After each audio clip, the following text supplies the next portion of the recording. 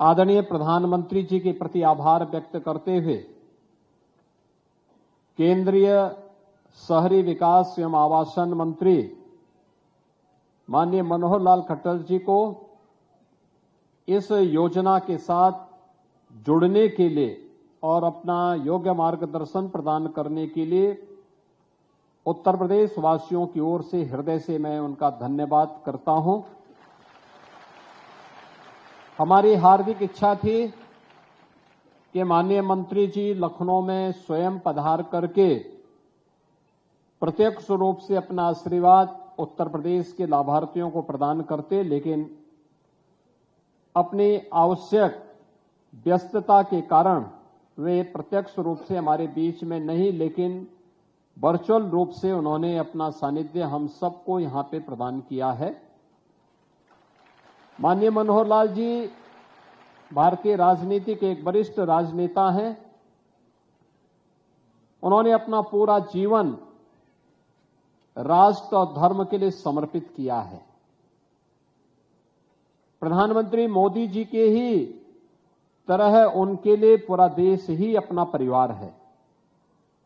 पूरा समय समाज सेवा के लिए, राष्ट्र के प्रति समर्पण का यह अद्भुत मिसाल माननीय केंद्रीय मंत्री जी के व्यक्तित्व का हिस्सा है और हरियाणा के मुख्यमंत्री के रूप में एक लंबा अनुभव भी उनके पास है और उस अनुभव का लाभ आज केंद्र सरकार के दो महत्वपूर्ण विभागों में मंत्री के रूप में देशवासियों को प्राप्त हो रहा है। मैं इस अवसर पर उत्तर प्रदेश वासियों की ओर से उनका हृदय से स्वागत करता हूं, अभिनंदन करता हूं। आज के इस आयोजन के साथ जुड़ने के लिए हृदय से धन्यवाद करता हूं।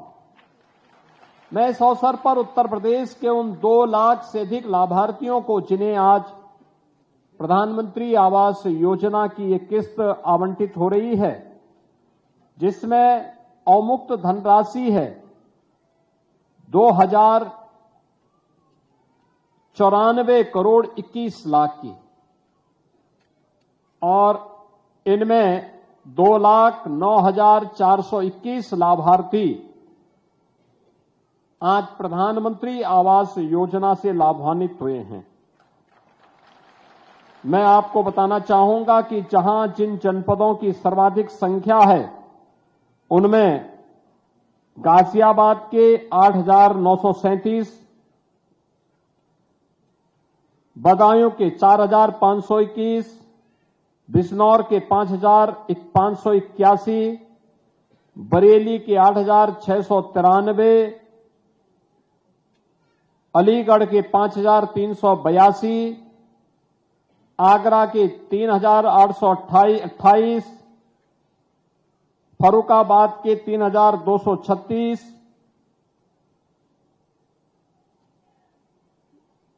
बुलंदशहर के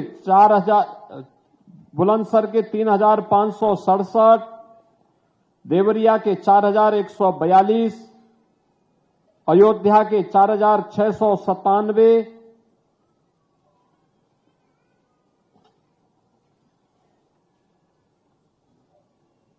गोरखपुर के 7,142, कुशीनगर के 6,231, लखीमपुर खीरी के 5,100, लखनऊ के 8,568, महाराजगंज के 4,053, मथुरा के 4,366, मऊ के 3,494, मिर्जापुर के 2,027, मुरादाबाद के 3,827, प्रतापगढ़ के 7,214, प्रयागराज के 5,023, उन्नाव के 3,140, वाराणसी के 3,294, यानी कुल 2,09,421 लाभार्थियों के खाते में आज यह धनराशि यहां पर प्रथम किस्त के रूप में उन्मुक्त हुई है। यानी प्रथम किस्त में हर लाभार्थी के खाते में 1 लाख रुपया आप जैसे 75% काम करेंगे, फिर 1 लाख रुपए की किस्त आपके अकाउंट में आ जाएगी। फिर जैसे आप 75% कार्य कंप्लीट करा लेंगे, पिछला वाला पूरा और इस किस्त का 75%, फिर आपको अंतिम किस्त प्राप्त हो जाएगी 50,000 रुपए की, यानी 2.5 लाख रुपए की राशि आपके खाते में उपलब्ध होगी। बहनों और भाइयों, अगर देखा जाए तो पिछले 8.25 वर्ष के अंदर उत्तर प्रदेश के अंदर हम लोगों ने अब तक 60 लाख से अधिक लाभार्थियों को ग्रामीण और शहरी क्षेत्र में प्रधानमंत्री आवास योजना का लाभ दिया है और उनमें 2 लाख और आज जुड़ रहे हैं, यानी अब यह 62 लाख की स्थिति में पहुंच चुका है। याद करिए, 62 लाख परिवार आजादी के बाद पहली बार, ये 62 लाख परिवार आजादी के बाद पहली बार अपने स्वयं के आवास की सुविधा को प्राप्त कर रहे हैं। और इसका श्रेय अगर जाता है तो प्रधानमंत्री मोदी जी के विजन को जाता है, उनके नेतृत्व को जाता है। ग्रामीण क्षेत्र में आवास के लिए पूरा पैसा प्राप्त हो, यह पहली बार हुआ, और शहरी क्षेत्र में भी आवास की सुविधा मिले, यह पहली बार हुआ, और वह भी 2.5 लाख रुपए मिले, यह पहली बार हो रहा है। हम लोगों ने 2017 से लेकर के 2025 के बीच 17,66,000 शहरी निवासियों को एक आवास उपलब्ध कराया था, और आज 2,09,421 लाभार्थियों को यह आवास की सुविधा उपलब्ध करवाई जा रही है। यानी अब यह संख्या बढ़कर के, आप स्वयं देख सकते हैं कि अब यह संख्या बढ़कर के 19,75,000 पहुंच जा रही है। 19,75,000 लाभार्थी उत्तर प्रदेश के अंदर शहरी योजना के अंदर एक आवास उपलब्ध कर रहे हैं। बहनों और भाइयों, जब अच्छी सरकारें आती हैं तो अच्छी सोच के साथ लोगों को सुविधाओं से संपन्न करती हैं। शहरी क्षेत्र में सुविधाएं बढ़ी हैं, अच्छी सड़कें हुई हैं, स्वच्छ शहर बने हैं, पेयजल की सुविधा बढ़ी है, यातायात की सुविधा बढ़ी है, स्मार्ट सिटी के लक्ष्य को प्राप्त किया गया है। पहली बार स्ट्रीट वेंडर के लिए भी पीएम स्वनिधि का लाभ प्राप्त हो रहा है, और हर जरूरतमंद के लिए एक आवास की सुविधा का लाभ। ये केवल एक आवास नहीं है, ये संपूर्ण स्वावलंबन का आधार भी है। याद करिए, हर एक व्यक्ति की अभिलाषा होती है कि मैं अपने जीवन में अपने लिए एक आवास बना लूं। हम बचपन में भी सुनते थे, रोटी, कपड़ा और मकान, यानी ये 3 आवश्यकता एक बुनियादी सुविधाओं के अंतर्गत हम बचपन से गिनते थे। रोटी रोजमर्रे की उसकी आवश्यकता का पूर्ति करता है, कपड़ा उसके दैनिक आवश्यकता की पूर्ति का माध्यम बनता है, और मकान उसके सिर को ढकने के लिए सर्दी से, गर्मी से, बरसात से, किसी भी प्रकार के सुरक्षा से उसको एक समुदाय के रूप में एक जगह, एक छत के नीचे अपने परिवार के साथ वह रह सके, सुरक्षित वातावरण में रह सके, इसके लिए सुविधा उसे उसकी तमन्ना रही है। आप सोचिए, मोदी जी ने तीनों प्रकार की सुविधा उपलब्ध करवाई। रोटी के लिए हर गरीब के पास उसका राशन कार्ड, कपड़े के लिए उसे तमाम प्रकार की सुविधा देकर के मिशन रोजगार के अंतर्गत रोजगार के माध्यम से ये रोजगार अलग अलग तरीके से प्राप्त हो रहा है। स्ट्रीट वेंडर के लिए पीएम स्वनिधि योजना, परंपरागत कारीगरों के लिए, हस्तशिल्पियों के लिए पीएम विश्वकर्मा योजना,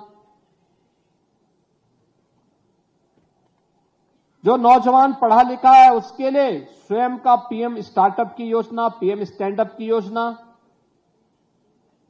और जो थोड़ा पढ़ा लिखा है, अच्छा नौकरी रोजगार कर सकता है, पीएम स्किल की योजना, और फिर शासकीय योजनाओं में ईमानदारी के साथ उसका समायोजन हो, इसकी तमाम प्रकार की योजनाएं उसकी आवश्यकताओं की पूर्ति करता है। और मकान के लिए यह प्रधानमंत्री आवास योजना, प्रधानमंत्री आवास योजना के साथ साथ कुछ लाभार्थी ऐसे थे, कुछ समुदाय ऐसे थे जो छूते थे, उनको हमने मुख्यमंत्री आवास योजना के साथ भी उन्हें जोड़ करके उससे लाभान्वित करने का प्रयास किया। यानी संपूर्ण आत्मनिर्भरता के लक्ष्य को प्राप्त करने के लिए आवास है तो आवास के साथ शौचालय भी, बिजली का कनेक्शन भी, उज्ज्वला योजना का रसोई गैस का कनेक्शन भी, आयुष्मान का कार्ड भी, यानी ये सभी कुछ उसे प्राप्त हो रहा है। और मैं तो प्रधानमंत्री आवास योजना की पहली किस्त जब पिछली बार आवास पूर्ण होने के बाद कुछ लाभार्थियों के पास गया था, मैंने देखा था बहुत सारे परिवारों ने आर्थिक स्वावलंबन का एक मॉडल खड़ा किया था। जैसे अयोध्या में मैं गया था एक आवास के पास, और परिवार बड़ा भावुक था। जब मैं गया था, उसने अपने परिवार में मुझे आमंत्रित किया और उसने स्वागत किया। मैंने उनसे पूछा कि भाई आपको योजना का लाभ मिलने के बाद क्या लग रहा है? उसने कहा साहब मेरा परिवार पूरी तरह आर्थिक स्वावलंबी हो गया है। मैंने कहा कैसे?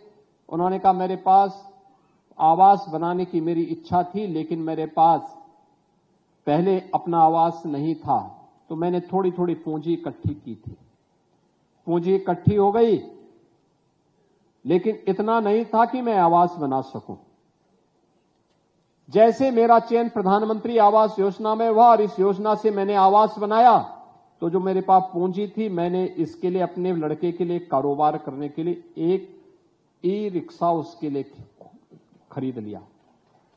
अब मेरे पास एक निश्चित आय हो गई है कि हर दिन मेरा बेटा 1,000 रुपया कमाता है, यानी 30,000 रुपये हर मंथ मेरे घर में एक आय का जरिया हो गया है। मेरा परिवार अब आर्थिक रूप से स्वावलंबी हो गया है। ये अयोध्या के एक अनुसूचित जाति के उस परिवार की कहानी है जो पहले दर दर की ठोकर भटकता था, अपना आवास नहीं था, लेकिन आज उसके पास अपना आवास है। आवास के साथ साथ आर्थिक स्वावलंबन का आधार भी बना है। ऐसे ही मैं सोनभद्र में गया था एक परिवार के पास। मैंने देखा कि उसके पास आवास की सुविधा जब नहीं थी, तब वह परिवार दर दर की ठोकरें खाता था, ठेला खोमचा लगाता था। आवास प्राप्त होने के बाद वही परिवार, मैंने देखा कि उस परिवार की महिला लाभार्थी को आवास की सुविधा प्राप्त हुई थी। पति स्ट्रीट वेंडर था और उसने पैसा इकट्ठा किया था, लेकिन इतना पैसा नहीं था कि आवास बना सके। जैसे प्रधानमंत्री आवास योजना का लाभ मिला, वह परिवार आवास बनाया और जो पैसा पहले से बचत था उससे भैंस खरीद करके वो महिला लेके आती है। भैंस का दूध मार्केट में सप्लाई करके अतिरिक्त इनकम कराती है और पति के साथ सहयोगी बन करके अपने परिवार को आर्थिक स्वावलंबन की ओर अग्रसर की है। यानी एक योजना कैसे आर्थिक स्वावलंबन का आधार बनती है, प्रधानमंत्री आवास योजना उसका एक बेहतरीन उदाहरण है। और आज उत्तर प्रदेश के 2,09,421 परिवार इस योजना से लाभान्वित हो रहे हैं। मैं इसके लिए इन सभी लाभार्थियों को, जो लाभार्थी आज इस योजना से जुड़े हैं, उनकी पहली किस्त गई है, उनको मैं बधाई देता हूं, हृदय से बधाई देता हूं। आज मौनी अमावस्या का दिन भी है। आप याद करिए, प्रयागराज में 4 करोड़ श्रद्धालु अब तक स्नान कर चुके हैं। मां गंगा, मां यमुना और मां सरस्वती की पावन त्रिवेणी में 4 करोड़ लोग स्नान कर चुके हैं। वहां अयोध्या जी में भीड़ थी, काशी में भीड़ थी, गढ़मुक्तेश्वर में भीड़ थी, बिठूर में भीड़ थी, और पवित्र स्थल पर भारी संख्या में लोग सर्दी की परवाह के बगैर, शीतलहरी की परवाह के बगैर स्नान का लाभ ले रहे हैं, पवित्र स्नान का लाभ ले रहे हैं। और यहां पर मोदी जी के द्वारा आपको आवास की सुविधा देकर के इस पर्व और त्योहार को और भी अच्छा बनाने का काम हुआ है। और इसलिए मैं इन सभी 2,09,494 परिवारों को आग्रह करूंगा, मोदी जी को एक एक कार्ड जरूर लिखिए धन्यवाद का। दूसरा, सभी अधिकारियों से मेरा यह आग्रह होगा, नगर विकास से जुड़े हुए जो भी नगर निकाय हैं, उन सभी नगर निकायों से कि नोडल अधिकारी तैनात करते हुए ये सुनिश्चित करें कि किसी भी लाभार्थी के साथ किसी भी स्तर पर चीटिंग न हो, सस्ते में उन्हें आवास के लिए मटेरियल प्राप्त हो, समय पे हो और कोई भी उनके कार्य में हस्तक्षेप न हो, बल्कि ये पैसा जिस उद्देश्य के लिए इन्हें उपलब्ध कराया गया वो आवास समयबद्ध तरीके से इनका प्राप्त हो और दूसरी किस्त भी समय पे उन्हें उपलब्ध हो जाए, इसका वेरिफिकेशन समय के अंदर तैयार करके हमें आगे बढ़ना होगा, जिससे अब इसके बाद जो दूसरे चरण में फिर और लोगों को हमें धनराशि उपलब्ध करवानी होगी तो उनको भी हम इस योजना से लाभान्वित कर पाएंगे।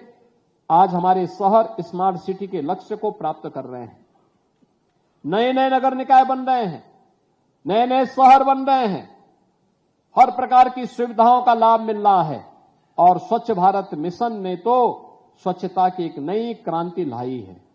लोगों ने स्वच्छ रहने को अपने जीवन का हिस्सा बनाया है, तो परिणाम क्या है? तमाम प्रकार की बीमारियां अपने आप दूर गई। देखो, सरकार ने माफिया को दूर किया, आपने गंदगी को दूर किया, उत्तर प्रदेश तेजी के साथ आगे बढ़ गया और यही परिवर्तन का आधार बनता है, यही परिवर्तन है। और इस परिवर्तन के लिए मैं आप सबको बधाई देता हूं। आप सभी इन योजनाओं से लाभान्वित हों, विकास की प्रक्रिया से आप सब जुड़ेंगे, इस विश्वास के साथ मैं एक बार फिर से इन सभी लाभार्थियों की प्रति हृदय से बधाई देता हूं। माननीय केंद्रीय मंत्री माननीय श्री मनोहर लाल खट्टर जी के प्रति हृदय से धन्यवाद देता हूं। आदरणीय प्रधानमंत्री जी के प्रति आभार व्यक्त करते हुए आप सभी को हृदय से अपनी शुभकामनाएं देता हूं और विश्वास करता हूं कि समयबद्ध तरीके से आवास का निर्माण का कार्य प्रारंभ करते हुए आप सभी लोग अपना आवास बनाएंगे और इसमें खुशहाली का लाभ लेकर के उसके ऊपर प्रधानमंत्री आवास योजना शहरी 2 जरूर लिखवाएगा। इस विश्वास के साथ मेरी मंगलमय शुभकामनाएं हैं।